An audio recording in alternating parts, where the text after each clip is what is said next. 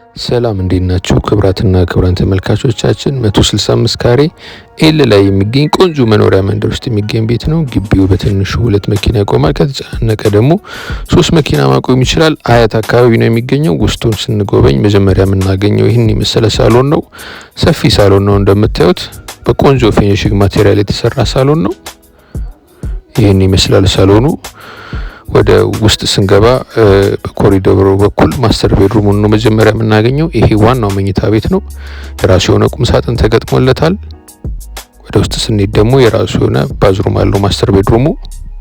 ይህን የመሰለ ባኞ ቤት አለው። እዚህ ጋር ኮመን የሆነ ባዝሩም አለ። የልጆች መኝታ ክፍል አለ። እዚህ ጋር ዋና ቤቱ ላይ ነው የምንገኘው። ሰርቪስም አለው። እዚህ ጋር ደግሞ ሶስተኛ የልጆች መኝታ ክፍል ነው።